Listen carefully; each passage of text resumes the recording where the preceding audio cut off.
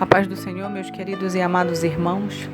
Hoje nós vamos falar sobre a porta da salvação, quais são os seus significados, quais são os seus exemplos e a sua finalidade e a conclusão que a gente chega, através da palavra de Deus. Na Bíblia nós temos vários exemplos de portas, várias passagens falando sobre portas, mas uma se destaca, que está lá no livro de Lucas, capítulo 13, versículo 23 e 24, que fala assim: alguém lhe perguntou: Senhor, serão poucos os salvos? E Jesus lhe disse: esforcem-se para entrar pela porta estreita, porque eu lhes digo que muitos tentarão entrar e não conseguirão.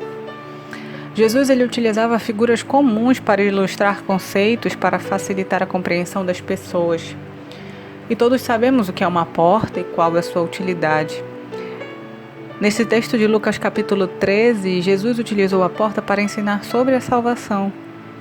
E em João 10, versículo 7, ele declarou: eu sou a porta das ovelhas. E aí eu lanço uma pergunta: qual a relação da porta com a pessoa de Jesus e com a nossa salvação? Bom, primeiramente, a figura da porta, ela pressupõe uma legalidade. Jesus certa vez estava contando uma parábola onde ele dizia que um homem estava num banquete de casamento de forma indevida, ou seja, ele não tinha sido convidado. E quando o dono da festa percebeu, perguntou-lhe: amigo, como você entrou aqui? E segundo Jesus, aquele homem foi lançado fora do recinto da festa porque não tinha legalidade para estar ali. Essa passagem você encontra em Mateus capítulo 22, versículos 12 e 13. Bom, a salvação ela é comparada a uma porta estreita porque para alcançá-la a pessoa precisa cumprir com uma condição legal, ou seja, deixar de ser pecadora perdida. Notem que Jesus citou a porta porque alguém lhe perguntou se serão poucos os salvos. E por que precisamos de salvação? A resposta é imediata: por causa dos nossos pecados. Observem na continuação das palavras de Jesus em Lucas capítulo 13, versículo 27, que Jesus afirma que chegará o tempo quando a porta se fechará e os que ficarão de fora participam e praticam o mal. Pessoas ficaram de fora porque nunca deixaram de ser pecadores perdidos, ou seja, não se arrependeram do mal e não buscaram o perdão de Deus. Segundo, a figura da porta, ela pressupõe soberania. Jesus afirmou que a porta da salvação está aberta por hora, por algum tempo, mas chegará um momento que ela será fechada. No versículo 25, o Senhor cita o dono da casa, a pessoa que tem autoridade para encerrar a porta e fechá-la a hora que ele quiser.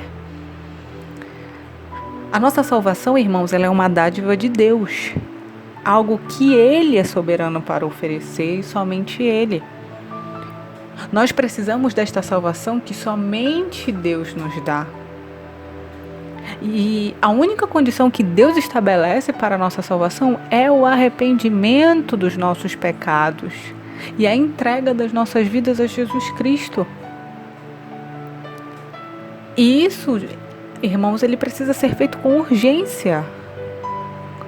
Lá no livro de Isaías, capítulo 55, versículo 6, diz: busquem o Senhor enquanto é possível achá-lo e clamem por Ele enquanto está perto. Olha a urgência, olha o alerta. A sequência do texto de Isaías, ele vai expressar exatamente a condição que o soberano e misericordioso Deus coloca para que alguém entre pela porta da salvação. Que o ímpio abandone o seu caminho e o homem mau os seus pensamentos, volte-se ele para o Senhor, que terá misericórdia dele, volte-se para o nosso Deus, pois ele dá bom grado o seu perdão, dá de bom grado o seu perdão. Terceira colocação, a porta pressupõe um limite. É comum que quando vamos adentrar por uma porta, a gente pede licença para entrar, seja na casa de alguém, seja num ambiente social, né? Em qualquer lugar que nós vamos adentrar, nós pedimos licença se existem outras pessoas no mesmo ambiente. Afinal, a porta é um limite, um acesso a um novo território ou um ambiente desconhecido. Com relação à salvação, Jesus afirmou que há muitas pessoas que não conseguem entrar pela porta. Elas ficam próximas a ela, mas elas não conseguem entrar. E o que faz com que tantas pessoas fiquem tão próximas da porta, mas não consigam entrar? Podemos lembrar e refletir na história de Ló e sua família em Sodoma. É uma boa ilustração do que vai prender as pessoas no mundo. A cidade de Sodoma foi condenada diante de tanto acúmulo de iniquidade pelo seu povo. E Ló, sobrinho de Abraão, vivia ali com a sua família. Em Gênesis capítulo 19, versículo 14, temos a história de como os anjos do Senhor foram até a cidade remover a família de Ló. E aí nós podemos notar que os genros de Ló levaram na brincadeira, tá tudo bem, o que o Ló dizia estava tudo tranquilo, né? Quanto à destruição da cidade. Há quem não entre pela porta da salvação porque não leva a sério as profecias e as palavras de Deus, quando se duvida, quando se brinca, quando se faz pouco caso. O próprio Ló deu trabalho para os anjos de Deus, sabiam? E de acordo com o verso 16, houve uma hesitação e tanto Ló como a sua esposa e filhas foram tirados à força de Sodoma. Olha só como Ló era importante, né? Aliás, a esposa de Ló, ela morreu por quê? Porque não conseguiu se desligar lá da cidade, desobedeceu o comando de não olhar para trás, olhou e virou o quê? Uma estátua de sal. Olha o que a desobediência nos acarreta. Então, há pessoas que sabem que a salvação está sendo oferecida, mas não se desprendem do pecado e do mundanismo. Jesus diz que elas não conseguem a salvação porque o mundo está entranhado na sua mente, no seu coração, nos seus gestos. E eles acabam achando que, perdendo, né, o que tem no mundo, perdendo entre aspas, né, entregando a sua vida a Jesus, eles estão perdendo, muito pelo contrário, eles só estariam ganhando, né? Então, concluindo o pensamento sobre a porta da salvação, né, a porta que é Jesus, ela está aberta hoje, amados. Ela está aberta para você entrar.